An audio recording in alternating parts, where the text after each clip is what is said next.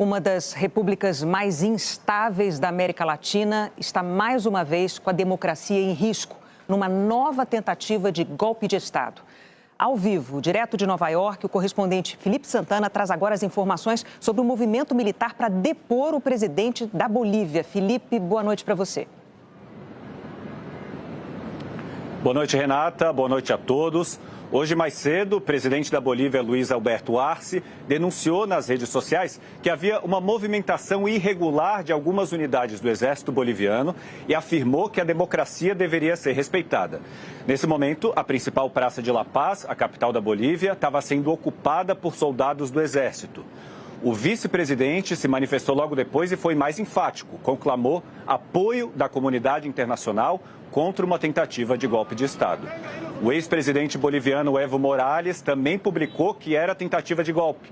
E aí, às 4h50, pelo horário de Brasília, um tanque do Exército tentou invadir o Palácio do Governo, conhecido como Palácio Queimado, que fica na Praça Murillo. Dentro do tanque estava o comandante do Exército boliviano, general Juan José Zúñiga. Ele entrou no palácio e desafiou o presidente Luiz Alberto Arce, eleito da Bolívia. Luiz Almagro, chefe da OEA, a Organização dos Estados Americanos, disse que o exército tem que se submeter ao poder legítimo de um governo civil. A democracia na Bolívia frequentemente vem sendo posta à prova. O ex-presidente Evo Morales renunciou em 2019 depois de 21 dias de protestos nas ruas. Novas eleições foram convocadas. Foram 8 golpes bem-sucedidos em quase 80 anos na Bolívia, além de 9 fracassados. Nesse período, o país trocou de presidente mais de 40 vezes. O atual presidente Luiz Alberto Arce passa por uma crise de popularidade, o país enfrenta dificuldades econômicas e agora à noite ele pediu que os envolvidos no golpe sejam julgados. Agora vamos a Brasília com o repórter Vladimir Neto, que tem a repercussão do governo brasileiro. Boa noite, Vladimir.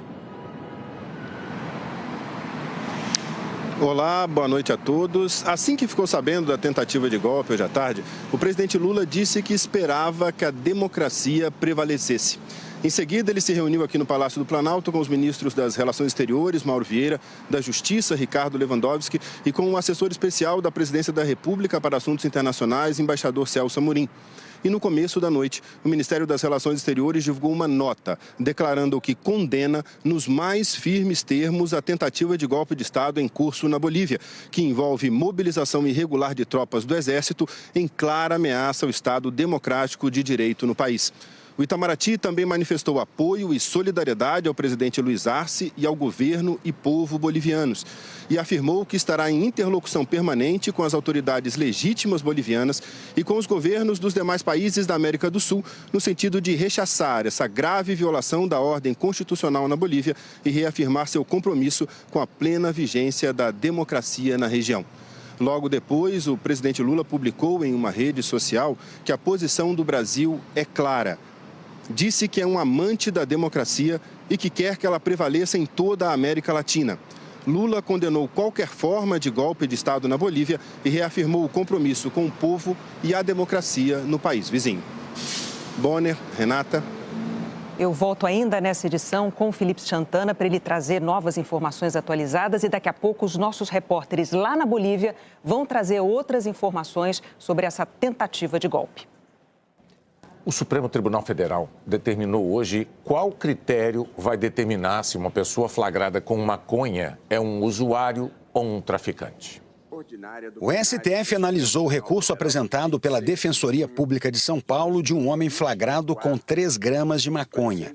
Hoje, os ministros estabeleceram que não é crime adquirir, guardar, transportar ou portar maconha para uso pessoal. E fixaram a tese de que a conduta é um ato ilícito com pena administrativa, mais branda. Que a pessoa flagrada com até 40 gramas de maconha ou 6 plantas fêmeas para uso pessoal terá a droga apreendida e será levada para uma delegacia, mas não enfrentará inquérito nem será fichada na polícia. Os ministros incluíram na tese que essa regra vale até que o Congresso estabeleça novos critérios de diferenciação entre usuário e traficante. a pessoa terá que comparecer em juízo. Se não houver indício de tráfico, o juiz vai determinar a pena de advertência e comparecimento em programa ou curso educativo. Se houver indício de comércio de droga, como o uso de balança de precisão, anotações com contatos de usuários e dinheiro em espécie, não importa a quantidade de maconha apreendida, a pessoa será enquadrada como traficante com pena de 5 a 15 anos de prisão. O STF também decidiu que, mesmo portando mais de 40 gramas de maconha, o juiz pode entender que há provas suficientes para considerar que a pessoa é apenas usuária. O presidente da Corte, ministro Luiz Roberto Barroso, afirmou ainda que o Conselho Nacional de Justiça fará um mutirão carcerário para definir quem é usuário.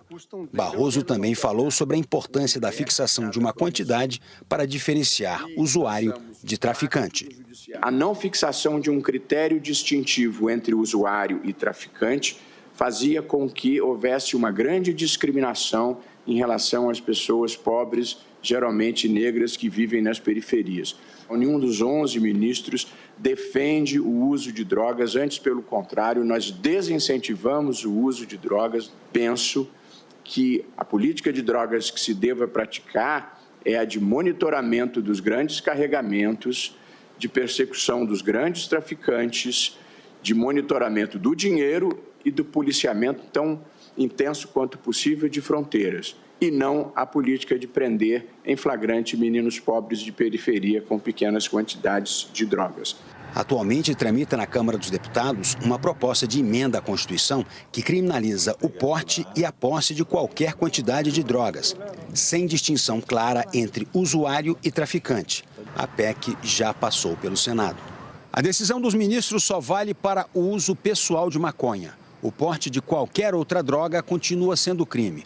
A decisão do Supremo tem repercussão geral. Deve ser seguida por todas as instâncias da Justiça nos casos semelhantes. O Conselho Nacional de Justiça estima que a decisão terá impacto em mais de 6 mil processos.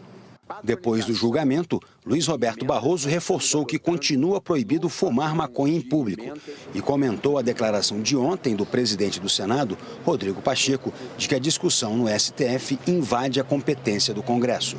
O presidente Rodrigo Pacheco tem todo o direito de ter a opinião que lhe pareça bem acerca desse tema. Nós entendemos que não há invasão de competência. Julgar habeas corpus e julgar recurso extraordinário é da competência do Supremo. E para julgar adequadamente esses recursos e esses habeas corpus, nós precisamos estabelecer um critério.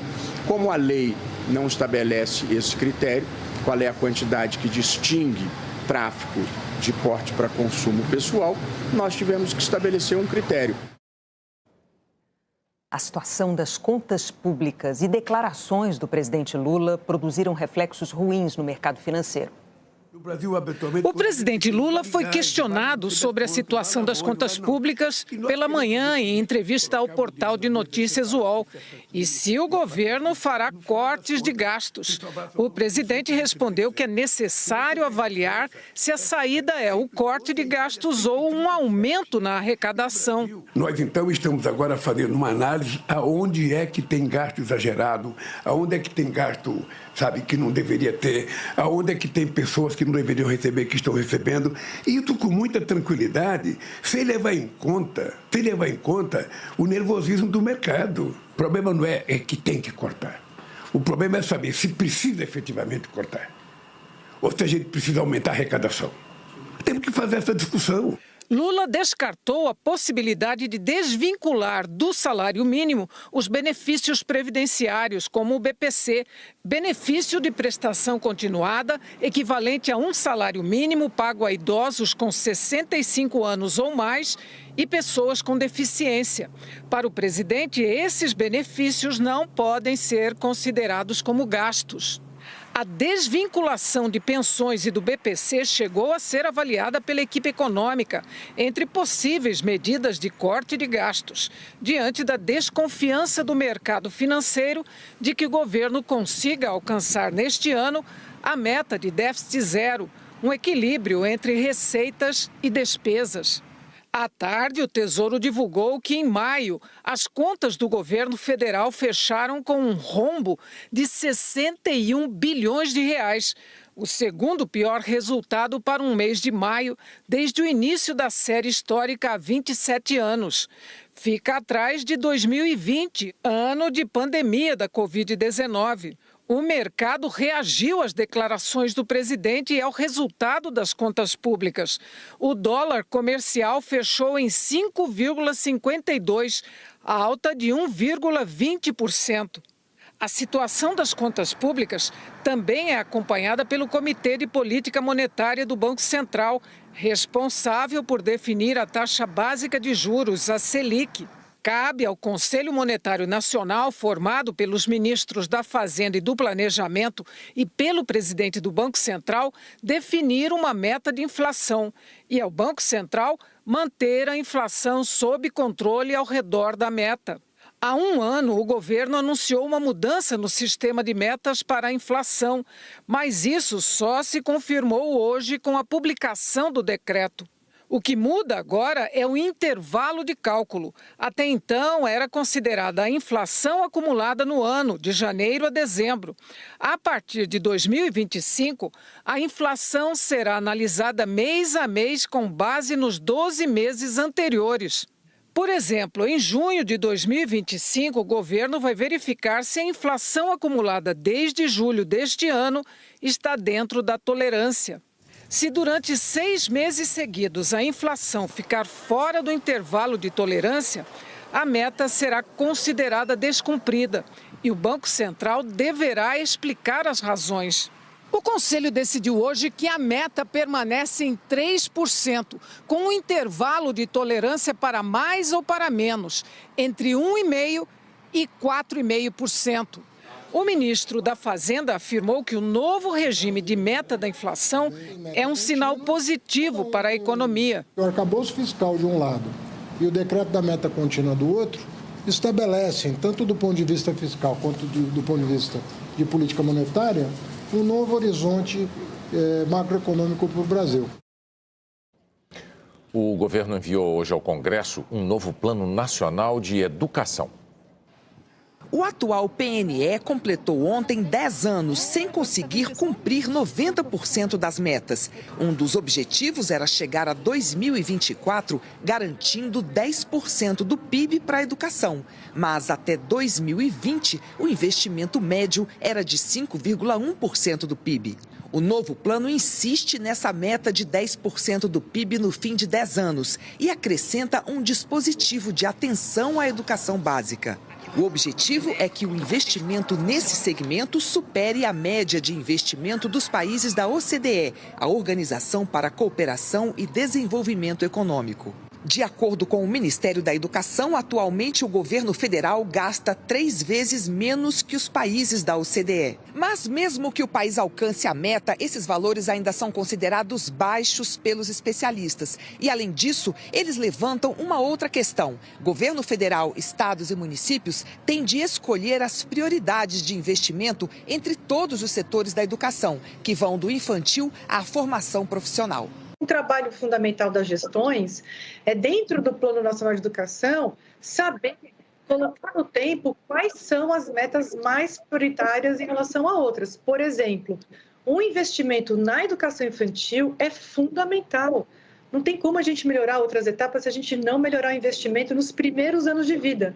É como construir uma casa começando pelo teto. Ao todo, o novo PNE traz 18 metas. Além de ampliar acesso de crianças de até 3 anos à creche, aumentar a oferta de escolas de ensino integral na rede pública, de alunos formados nas universidades, o plano tem o objetivo de incluir em todas as etapas de educação alunos indígenas, rurais, quilombolas e alunos com deficiência, como forma de diminuir a desigualdade. As propostas do governo agora serão analisadas e votadas pelo Congresso. A escritora mineira Adélia Prado venceu o Prêmio Camões, o mais importante da língua portuguesa. O prêmio é concedido pelos governos português e brasileiro. Da casa onde mora, em Divinópolis, no interior de Minas, Adélia Prado agradeceu o prêmio por escrito de um jeito simples. Foi com muita alegria e emoção que recebi hoje um telefonema da ministra da Cultura de Portugal me informando que fui agraciada com o Prêmio Camões. A poeta, contista, romancista, só começou a escrever aos 40 anos. Adélia ficou conhecida depois que entregou alguns poemas para o poeta Carlos Drummond de Andrade. Ele ficou impressionado e enviou os textos para uma editora. Ele a descobriu e hoje é o Brasil que se descobre em Adélia Prado na sua obra. A vitória de uma poesia livre e de um conteúdo que representa a sua própria lealdade. Lealdade à mulher que ela é, a lealdade à tarefa da poesia, a lealdade ao Brasil. O Prêmio Camões reconhece a grandeza da obra de Adélia Prado. A simplicidade, a delicadeza das palavras, uma poesia que revela o olhar feminino sobre o cotidiano, a família, a fé e que flui sem pressa, no ritmo do interior de Minas. Depois de mais de 10 anos sem publicar, agora, aos 88 anos de idade, Adélia Prado se prepara para lançar um novo livro de poesias. É um livro, para mim, difícil. Difícil de ser escrito, porque as experiências que produziram aqueles poemas foram experiências difíceis. Mas tem alegria, claro, porque se for poema verdadeiro, não tem um que não tem alegria. Mesmo vivendo longe dos holofotes, nos últimos tempos, Adélia Prado tem aparecido nas redes sociais para ler seus poemas e nos emocionar. Oh, vida! Tão breve e boa. A cigarra atrela as patas é do meu coração. O que ela fica gritando eu não entendo. Sei que é pura esperança.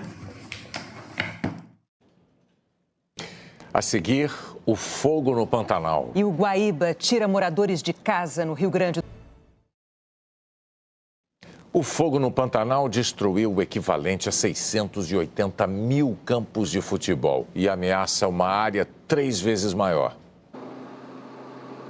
A única água que cai do céu é dos aviões. Por terra, brigadistas tentam apagar o fogo que avança sem controle.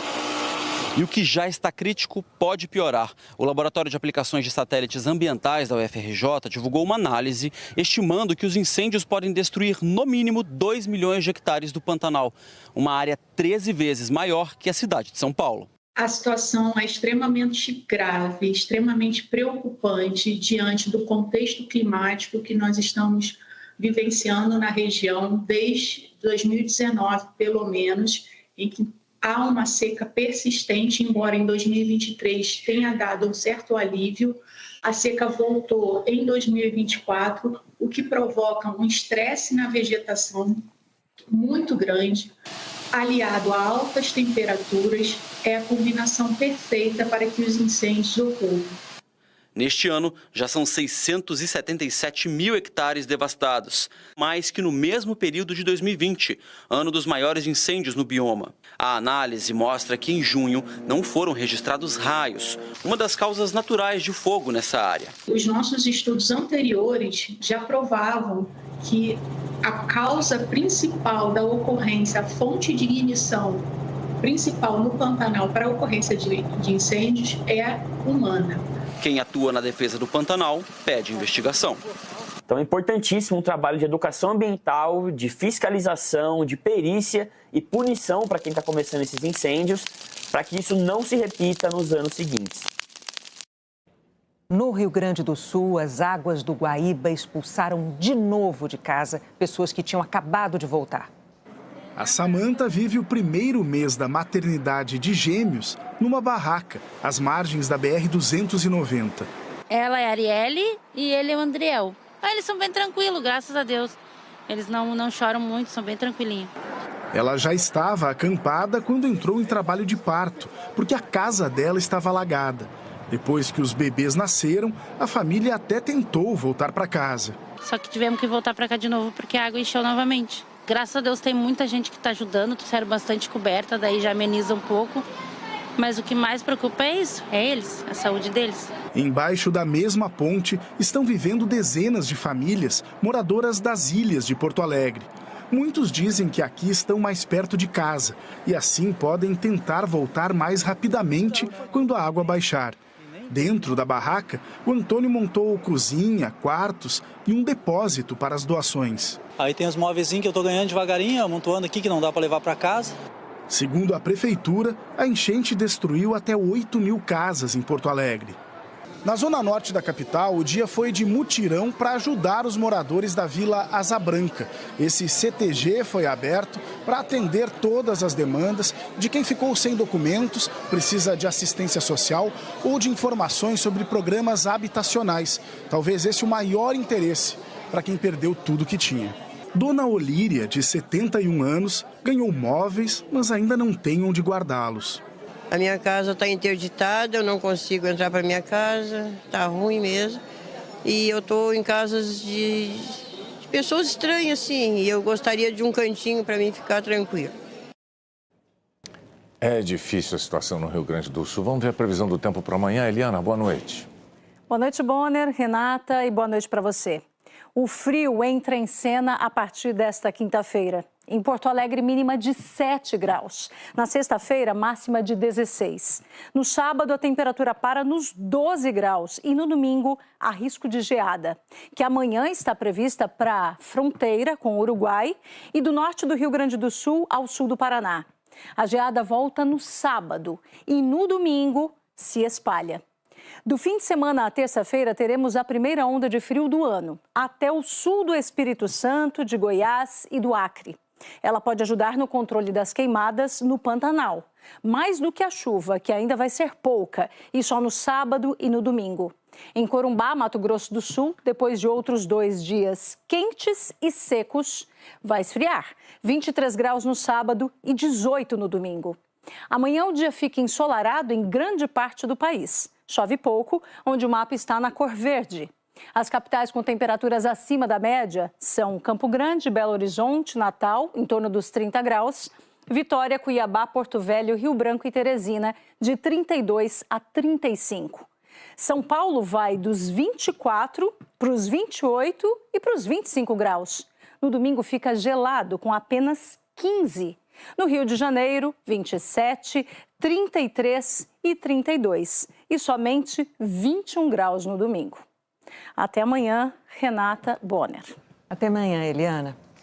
O fundador do site Wikileaks já está de volta ao país natal dele, a Austrália. Julian Assange se apresentou no tribunal americano nas Ilhas Marianas do Norte, no Pacífico, e se declarou culpado de espionagem por ter divulgado documentos secretos dos Estados Unidos.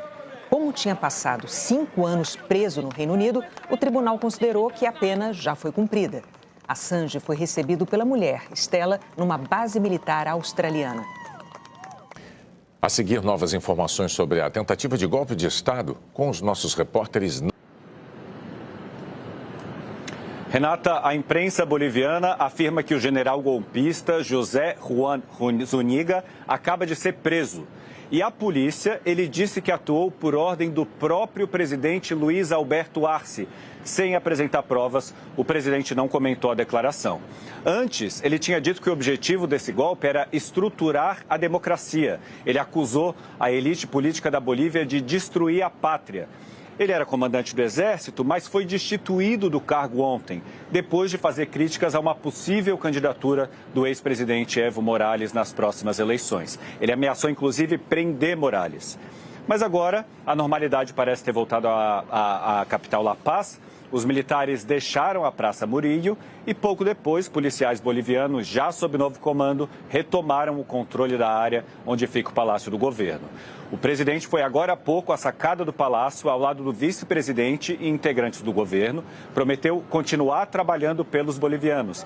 A praça estava lotada de apoiadores. A chanceler argentina, Diana Mondino, condenou a tentativa de golpe e defendeu que a democracia não se negocia. E o Departamento de Estado americano disse que está monitorando a situação, mas não se manifestou oficialmente. Renata. Portanto, o general golpista na Bolívia está preso. Obrigada pelas informações, Felipe Santana. Agora há pouco a gente mostrou aqui no Jornal Nacional uma reportagem do nosso colega Lucas Leles sobre o incêndio no Pantanal. Ele estava lá em Corumbá. Mas hoje à tarde, com as notícias da tentativa de golpe de Estado, a equipe dele partiu para a Bolívia O Lucas é repórter da Rede Mato Grossense, que é parceira da Globo no Centro-Oeste. E nesse momento, eles estão na região da fronteira. Então, vamos lá falar com ele.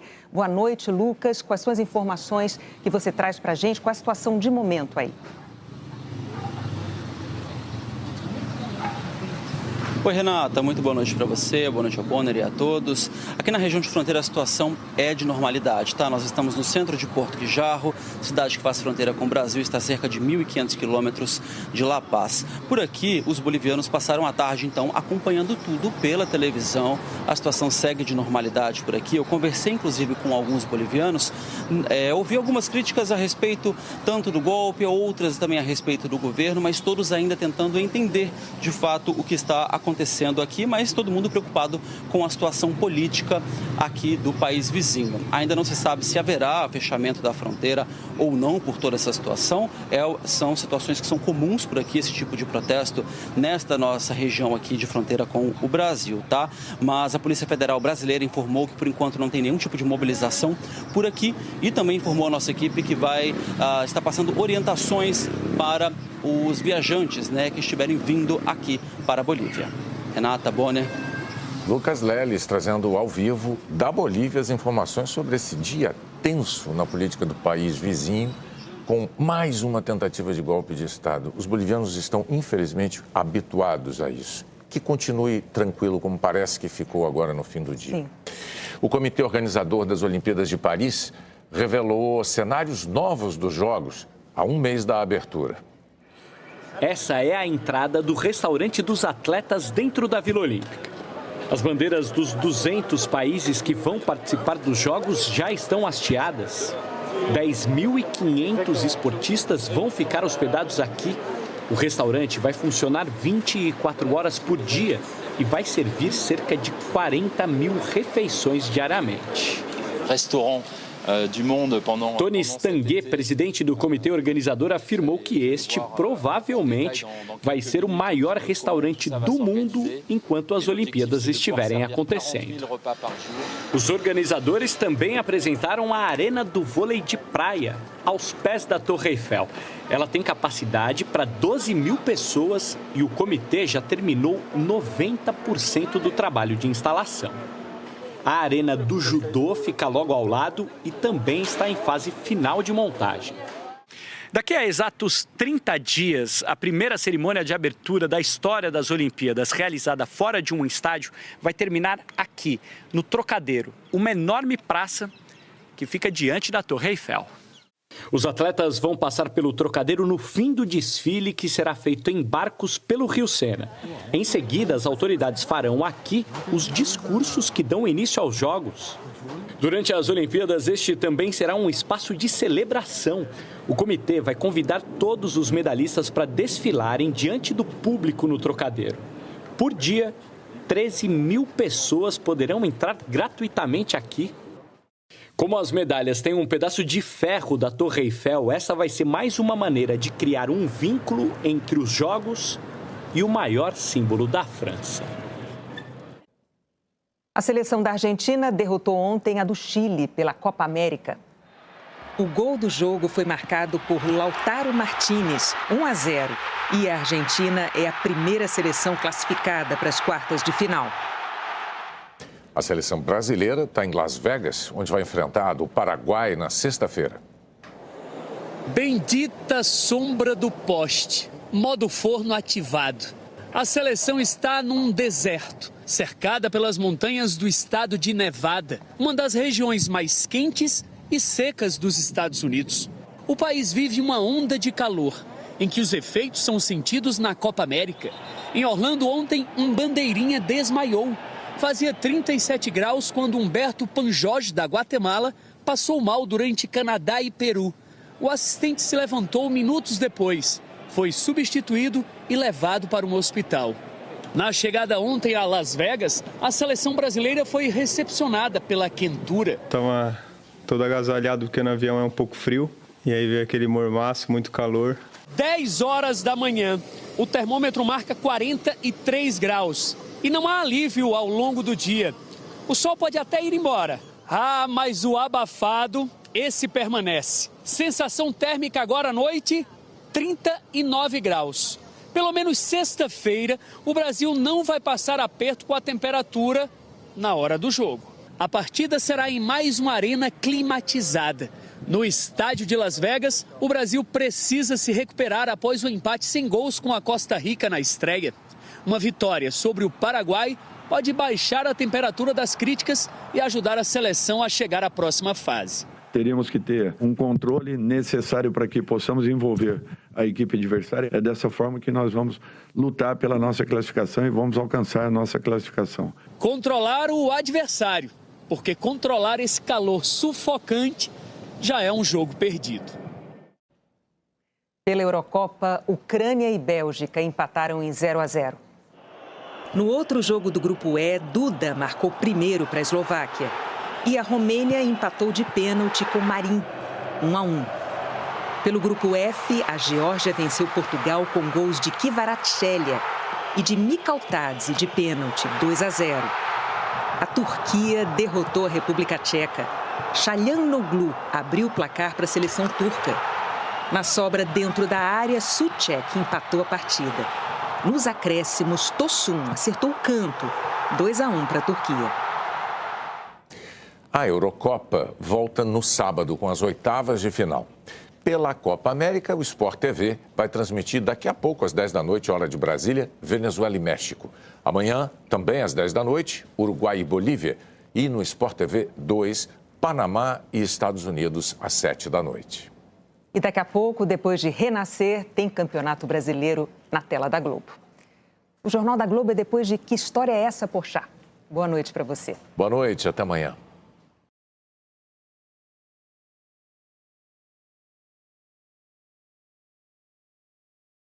Fala galera, sejam bem-vindos aí a mais um vídeo do canal Matias Esportes.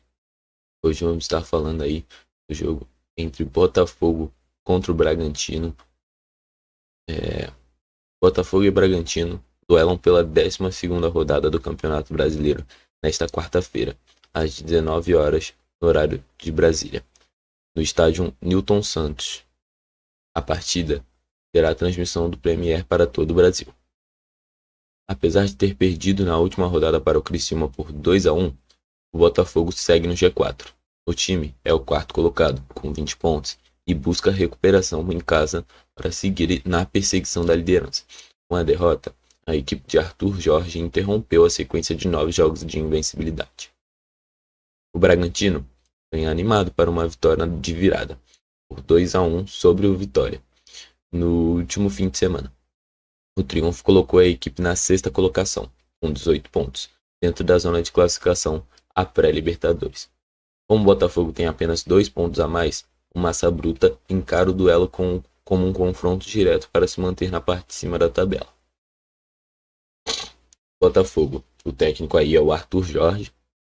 O Botafogo vai encarar o Bragantino em seu principal artilheiro, o atacante Júnior Santos. Ele terminou o último jogo no sacrifício e precisou deixar o gramado de maca. Além dele, Arthur Jorge tem outros 6 desfalques, 3 dele por suspensão. O zagueiro Barbosa, o volante Gregory e o meia Oscar Romero. A provável escalação do Botafogo aí é o John, Damian Soares, Lucas Walter, Bastos, Hugo, Marlon Freitas, Danilo Barbosa, Tietê, Luiz Henrique, Eduardo e o Tiquinho Soares. Os desfalques são Barbosa, Gregory, Oscar Romero, Rafael, Jefinho, Matheus Nascimento, Júnior Santos, Pablo e Sino. Pendurados são Marlon Freitas, Jefinho, Tiquinho Soares, Diego Hernandes, Damian Soares e Luiz Henrique. O Bragantino aí com o técnico Pedro Caixinha. O Bragantino tem diversos desfalques para enfrentar o Botafogo. Com virose, o goleiro Cleiton deve dar lugar a Lucão. Eduardo Sacha, que sentiu dores no pé, também não viajou ao Rio de Janeiro. Vai ser substituído por Thiago Borbas. Além deles, o atacante Henry Mosqueira, suspenso pelo 3º cartão amarelo, e o volante Matheus Fernandes, com dores na coxa, desfalcam o time. a provável escalação do Bragantino aí é o Lucão, Jadson, Pedro Henrique, Luan Cândido, Juninho Capixaba, Raul, Eric Ramírez, Lucas Evangelista, Elinho, Vitinho e o Thiago Borbas. Os falques são Henry Mosqueira, que está suspenso, Andrés Hurtado, na seleção equatoriana, o Cleiton, que está com uma virose, Eduardo Sacha, que está com dores nos pés, Matheus Fernandes, que está com dor na coxa aí, e o Nathan Camargo, que está de transição. Pendurados são Eric Ramírez, Jadson, Lucas Evangelista e Thiago Borbas. Arbitragem. O árbitro será o Gustavo Hervino Bauerman. O assistente 1 será o Thiago Americano Labes. O assistente 2 será o Henrique Neu Ribeiro. O quarto árbitro será o Jefferson Ferreira de Moraes. O VAR será o Igor Júnior Benevenuto de Oliveira. O AVAR será Leone Carvalho Rocha. Só deixando claro aí, rapaziada, esse é mais um conteúdo do canal Matias Esportes. Deixe seu like, se inscreva no canal, ative o sininho das notificações para não perder mais nenhum conteúdo aí. E tamo junto.